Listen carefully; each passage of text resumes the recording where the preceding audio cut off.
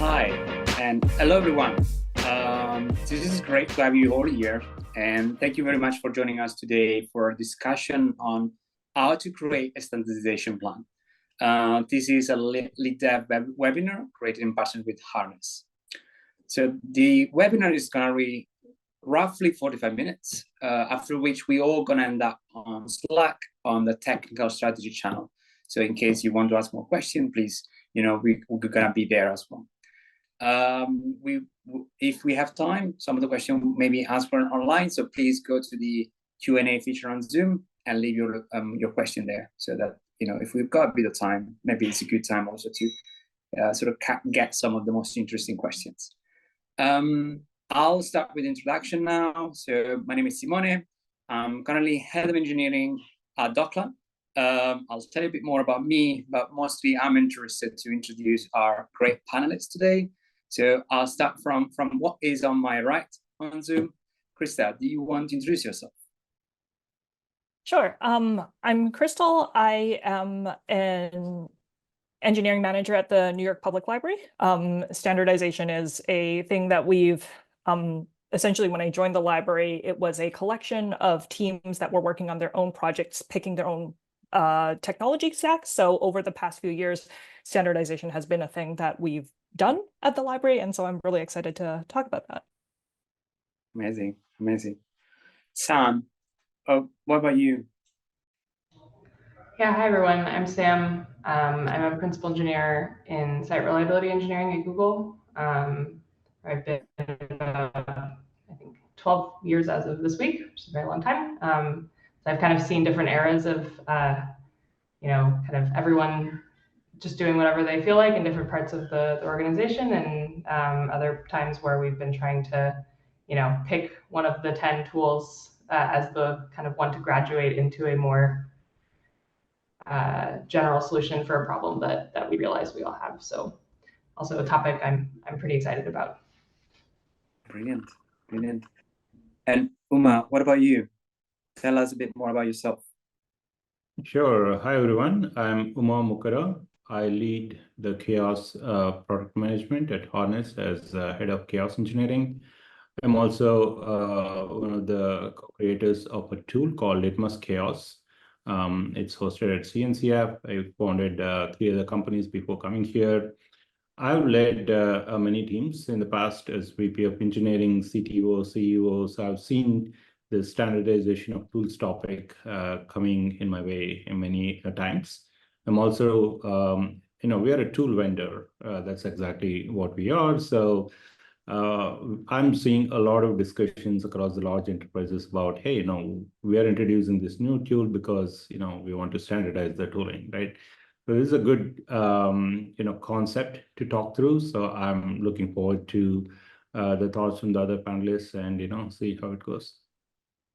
Yeah, thank you. And, about myself, why am I excited? I'm excited because I think throughout my career, I work often in platform engineering.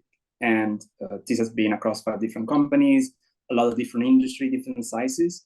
And still, as a leader, there's always been a bit of tension between how much autonomy we want to give to our team. And on the other hand, is like how much standardization is required to make them effective. So that balance, that friction, that sort of is what I think is very interesting about the topic.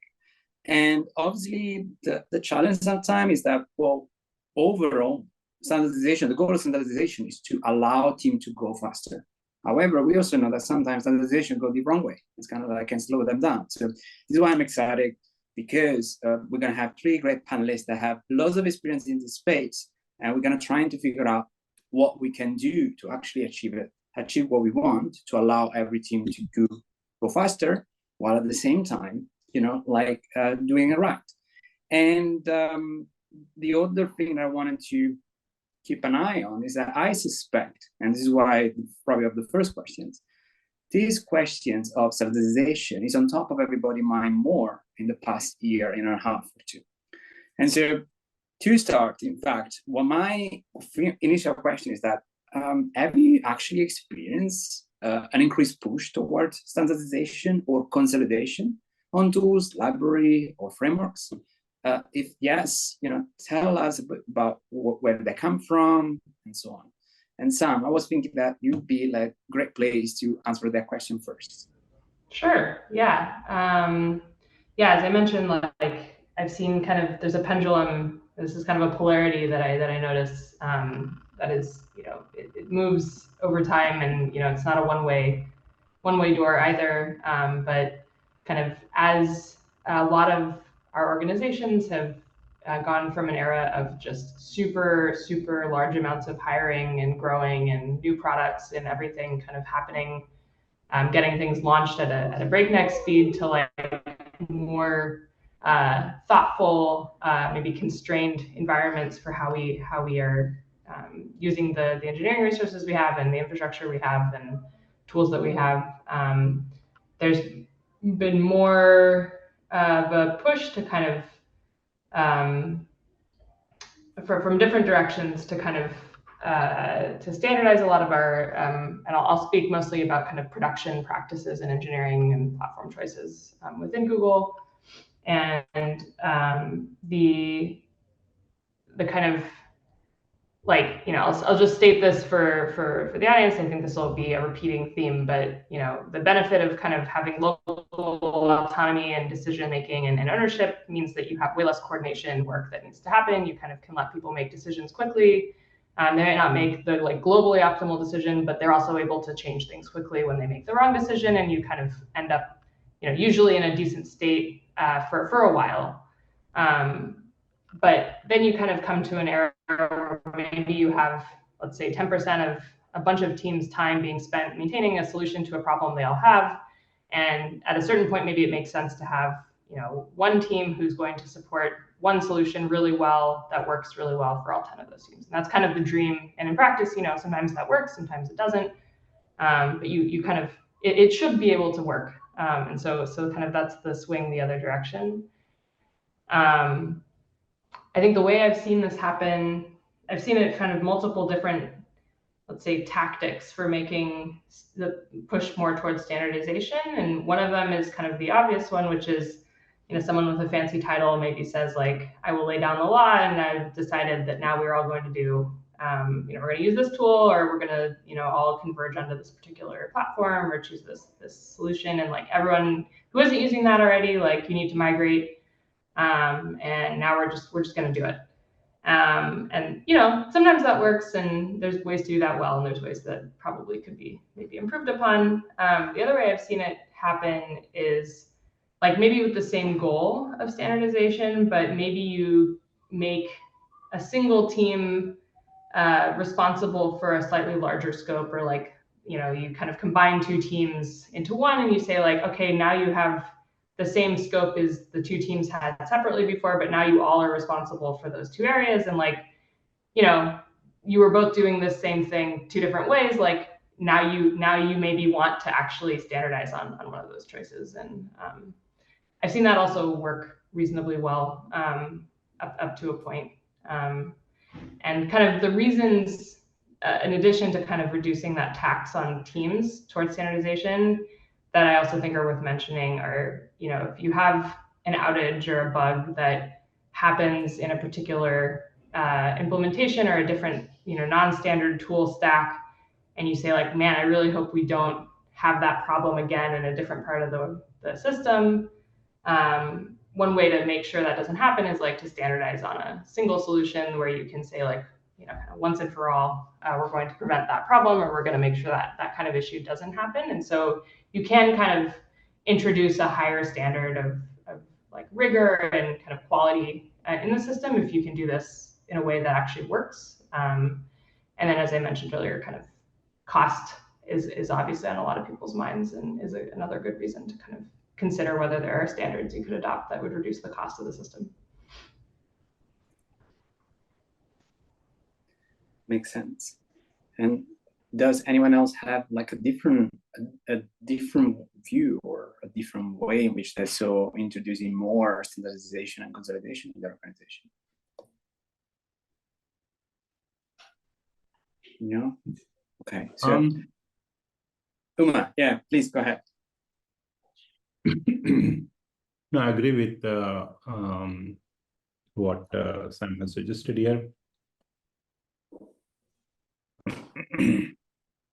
So standardization is not actually easy, right? So it works well when you have actually burnt your hands with multiple tools for solving the similar problem. Autonomy is a basic requirement for the teams to be highly productive. And then someone has to, force feed from top, but it has its own benefits. Cost is being one of them, especially in the modern world. If you're a large organization, you could bring in the tool at a very good price, right? So you can significantly reduce the overall cost of the tooling, right, compared to multiple tools. Makes sense. And given that you mentioned that, now what I'm thinking is that when is actually not a good idea to potentially standardization is not the solution? Is there an obvious answer there that is not specific to a context? It's a tough question to ask a guy who who likes standardization of the tools, right? But yeah, there are some cases where standardization, standard tooling, pushing the tool through the throat is not a good idea. I can think of a few scenarios. Let's say you have a large organization and there's a team that's doing very highly specialized work, right? So it's kind of a rocket science type of a thing where innovation is needed, velocity is needed. And if the team says, I can find a tool, I can use a tool that gives me the best results, better results at a higher pace, even if it's highly expensive, I would say, listen to them, right? So that's one thing. And another one is just because you have standardized the tool, like it took 3 years for me to push through this tool, and then they have started. But it's possible that there's another tool that comes, which is like even more, encouraging, right? Very valuable, and that's real, right? So it doesn't hurt sometimes to, even though you have a standard tool, to go and try out a better tool, right? So that's one thing. The last one I can think about is, open source always gives you better choices, right? So there could be some innovative tools coming through open source. This could be solving the same problem in a much simpler way. So if some teams want to try that one with some discussion, right? Always some pros and cons. So open source is definitely one way. Out of all this, I would say, creativity and urgency of a uniqueness would be one of the main reasons why you want to go against a standard recommended tool in certain scenarios, right? Yeah, just to add on that, I agree with all that. I think the one of the kind of frameworks or axes I think about in this question is kind of the distinction between accidental and like intentional complexity, or product features. So like problems where you have a problem that is not the way you're doing it now is not necessarily because you thought that was the best way, but it just happened to be a way that worked, which is different from like maybe I really for let's say competitive advantage reasons or velocity reasons, or you have a specific reason why it is really helpful to have done it the way you do it so far. I think the bar is higher in that latter case for pushing for standardization. Like there kind of needs to be a why the standardization is going to actually pay off. I think standardization for standardization's sake is usually not, maybe that's controversial. I'm curious if other people agree. Like, I think that's usually not the right move. There needs to be some benefit beyond just we are now standardized on a solution. Yeah, and to be mostly honest, I stay by my initial thought. The drive should be to allow team to move faster. So standardization is just a tool to you don't get bonus point if you standardize. You just like get it if your team allow your team to go more faster, more effectively, more securely, and so on. So 100%. And what, standardization often, it not always, but often is a top-down push. It's kind of like someone decided like, okay, this is an initiative we do. There are some approaches where the standard is then mandated. There are other where actually, team are trying to convince the team to join the standardization, but in general, it's a top-down thing.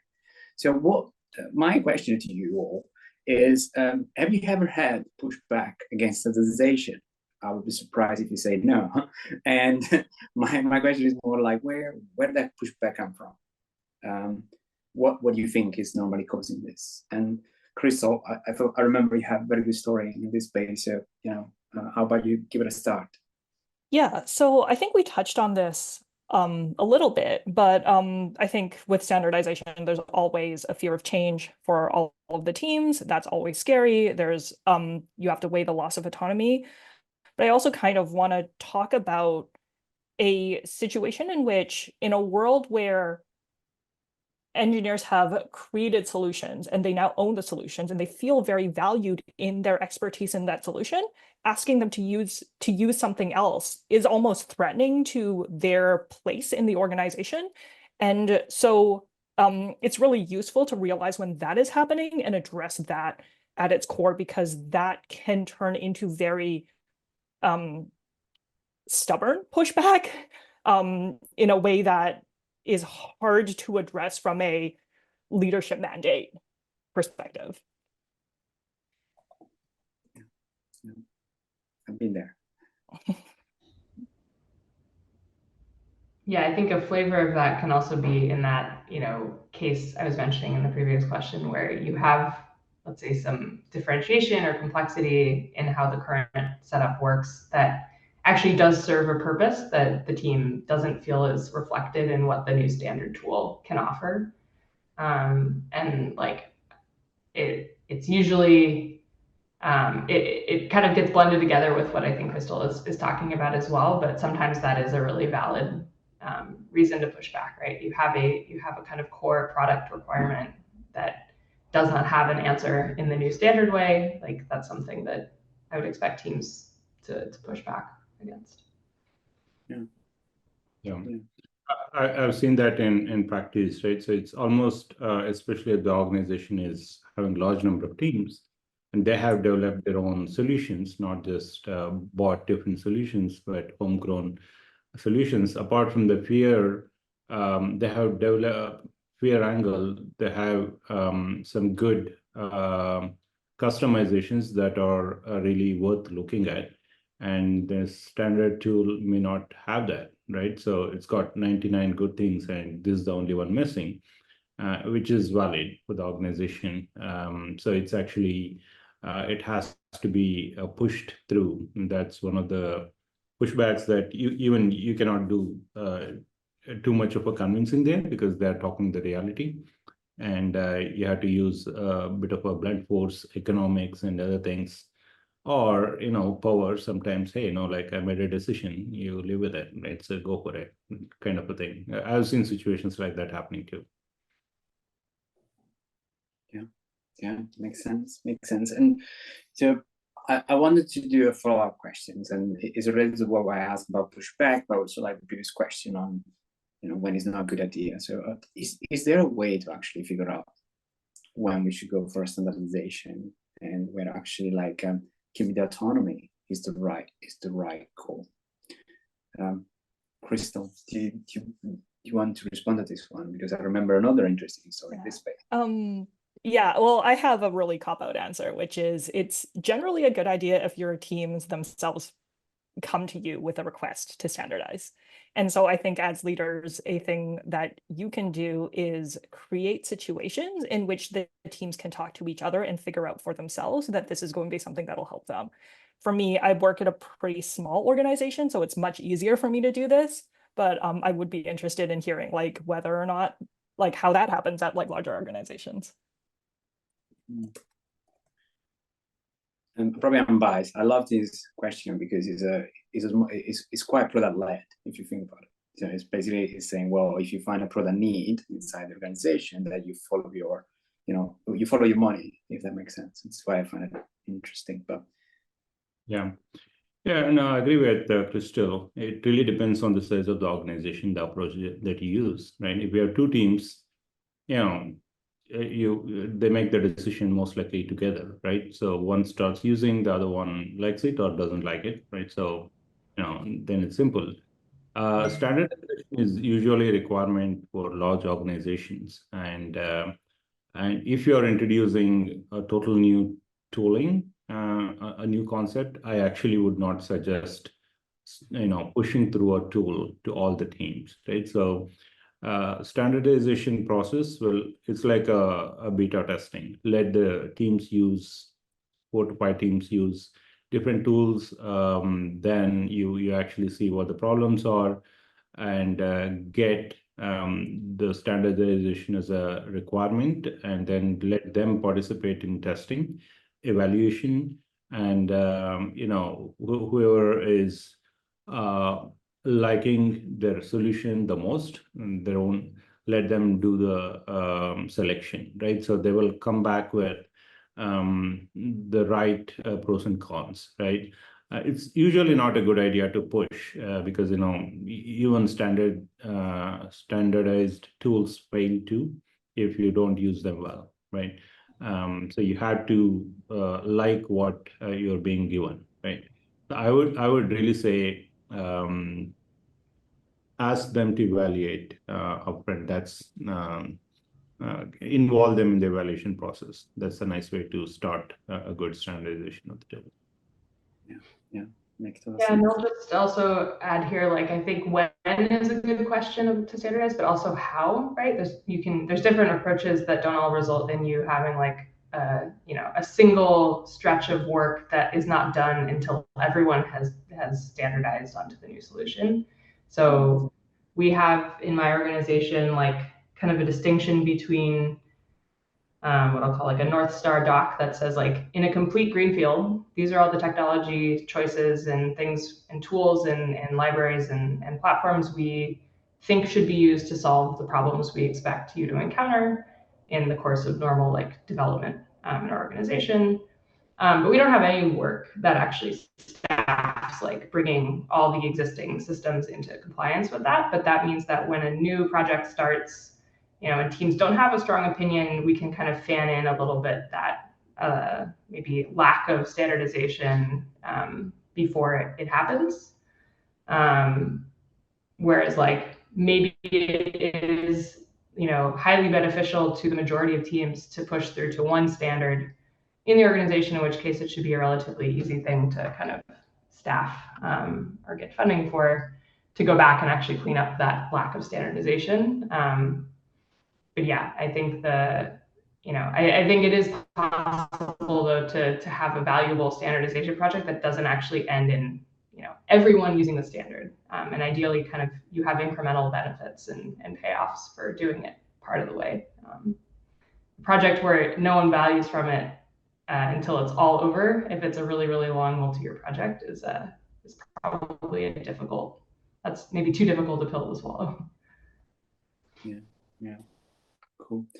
And I want to start like delving a bit into the how, how have you seen it successful? And I want to just a reminder for the audience, the value of a panel is knowing that and accepting that basically a lot of the things we're going to say are context-based. And this is why it's great to have people that work at company different scale that are here. So, everything you hear, trying to match it with the scale of the company, the context of the company, the business model, because actually a lot of the things we may talk about it today is actually depends or not. So, and after that, I really wanted to talk now about, well, we talk about pushbacks and we talk about like, so it sounds like buy-in or making sure the teams are up for it is an important part. So I'm wondering who can give some advice in terms of how to get more buy-in from teams to allow a smoother transition.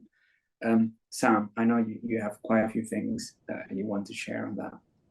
Yeah, and this is maybe, I don't know how useful this is for kind of smaller groups, but in larger organizations, we found it to be really useful to have like kind of get a champion on the who's a member of one of the teams who's expected to do work to standardize, to like really have bought into the whole idea before, you know, expecting teams to actually commit to the work, and let that person kind of do, you know, some initial rounds of triaging the plan and making sure that like, yes, this does actually make sense for our teams, and allow them to be kind of give them like not only a feeling, but give them ownership over making sure that like blockers or problems are identified and dealt with in a more structured way, and not just expect that like the rollout to the new standard is going to go great and that you won't have any problems.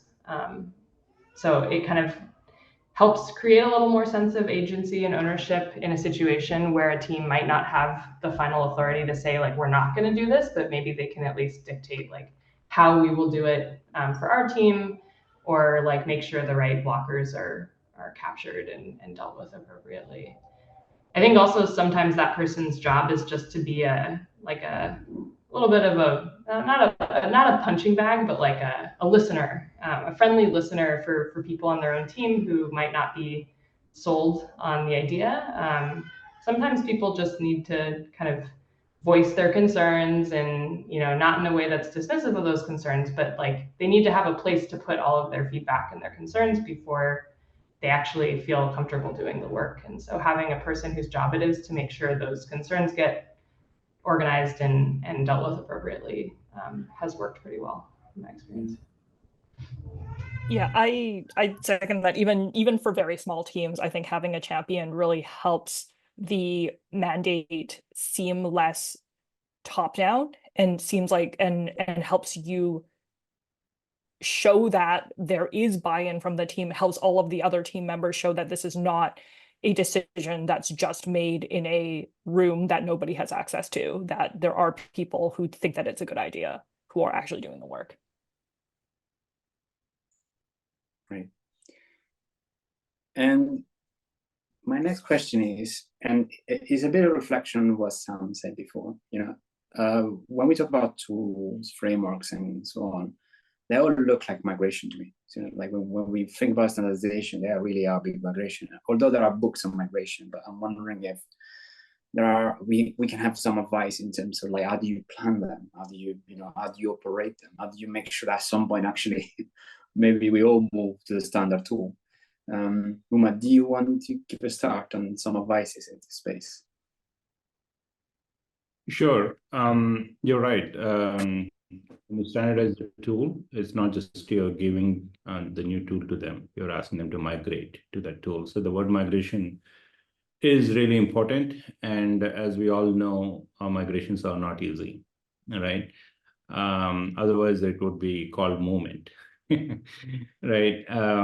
So the first thing that we all need to accept is there is a bit of risk that the migration may not be 100% complete and successful.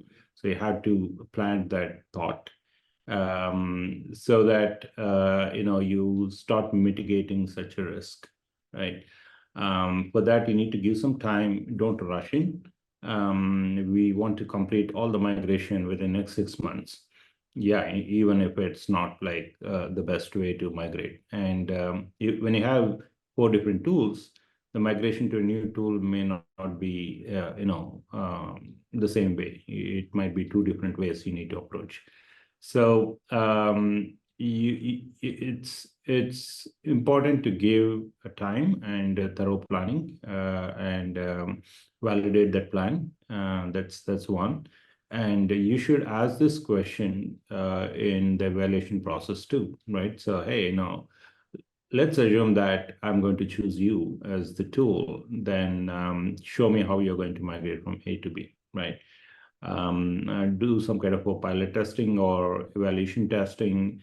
That would be the best. That's why it's important to involve the most fairing team to be the evaluator, right? So they can do some good pilot testing. And if you are not able to convince them, prior to purchase, you will not be able to get the best outcome for migration, right? So that's important. And the other kind of a regulation perspective, migration, it's very important to talk the aspects of data management and data integrity, right? So you have to have good tests to say that I know all my customer data is moved from the current tool to the new tool, and it is having the required integrity, right? Sometimes the organizations might never have verified it and the data integrity, because it's been growing for years on this existing platform. Now you brought a new one. It's possible that the data integrity comes in after 2 years, right? The question. So it's good to get the thought process during the planning and give it time and tick all the check boxes, and then do a project plan and have a risk mitigation strategy. Even if it is never possible, how can you go back in the eventuality of the migration not being successful, and data integrity is an issue? How do you go back to the old tool, right? So these are some of the challenges and opportunities, Simone. Thank you. Now, for me, obviously we talk about migration that is purely operational. But another aspect of that is quite important from an operational perspective is actually the onboarding to the new tools. So anyone that has some advices at the end, we're trying to convince people to sort of like move to new tools or standardized tools, have processes and so on. So probably we know that their first experience is going to matter a lot. Crystal, do you have some thoughts or some experience in this space? Yeah. First, I want to say that this is super team dependent. It's every tool and every team is going to need a different kind of support. But what we said earlier about having a champion on the teams is very important. Ideally, this champion is a person who already knows how to use the tool and is happy to help people. I think the other part of it is to make sure that your leadership is bought in, because the leadership, the people who are pushing for the standardization, want to see results. But what is going to happen is that during this process, things are going to slow down a little bit. And trying to learn a new tool while having people breathing down your neck looking for results is really not helpful. So if you are a person in the middle, having a good sense of how you are going to mediate that relationship through the lifetime of the standardization is really important. Cool. And obviously I started asking question, and I think in my mind there were often the idea to talk about tools and frameworks and so on, but actually a big part of what every company do in terms of standardization are technical standards. So have you have experience in standardization in the space of technical standards, and do you manage them differently compared to what we discussed before? Sam, do you mind sharing some of your thoughts on this? Yeah, so in my organization, I'm part of a group of senior technical leads that is responsible for the technical standards in the organization. And the way we do this is that we kind of do it on demand. So when a team finds there's some new tool or there's some new thing that someone wants to use, and it's not something we know much about, we end up usually having a robust discussion about whether that should be the standard thing that we recommend or whether it shouldn't be in that group, and with any other local domain experts. And from the perspective of our organization's needs that might be different from other products at the company even, and we publish those. So we try to always have a rationale for why something is an encouraged tool for people to use, or a discouraged which effectively the status, we don't ban things, but we do say like, you have to come talk to us if you really want to use this, or you really want to do it this way.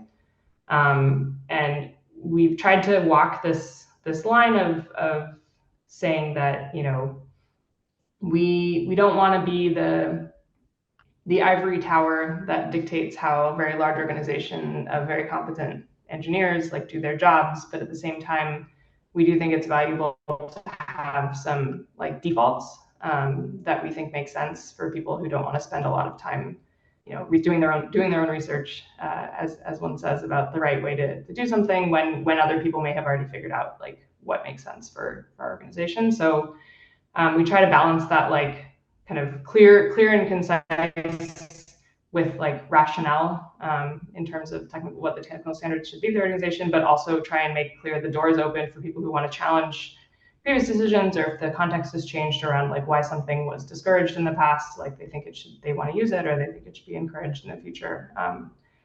And kind of have an owner in that group of senior technical leads in kind of their own domain expertise to make sure those conversations keep happening. That's just seen as part of their job. Thank you. Yeah, I wanna agree with all of that, and also say that it's pretty surprising how when you have a lot of sensible defaults and those are well justified, how little people often care because they already have the answer given to them. But it is important to have a path to challenge that standard if people have strong opinions about it. Yeah, makes sense. Look, Tim, I noticed a couple of very interesting questions. So I will be keen to try and to squeeze a few of them, and then before we move to respond on Slack, if it's okay with you, I'll just cherry pick a few that I noticed that I would actually love to talk a bit more about. So one is specifically to Crystal. So it's a imagine the idea of creating a situation where teams can talk to each other and come to you to ask for standards. I would love to hear more about these situations and how to create these opportunities. I think that was actually something that piqued my interest as well. So can you tell us more? Yeah, I want to preface this with I work with a small number of engineers, so around 50, right, which is not tiny, but not huge. And we are asked to do a lot of work. So everybody already knows that trying to do the most with the fewest resources is kind of the point of the nonprofit.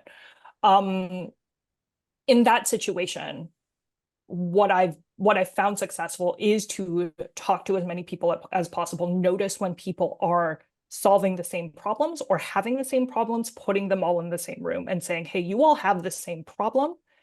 You should learn from each other.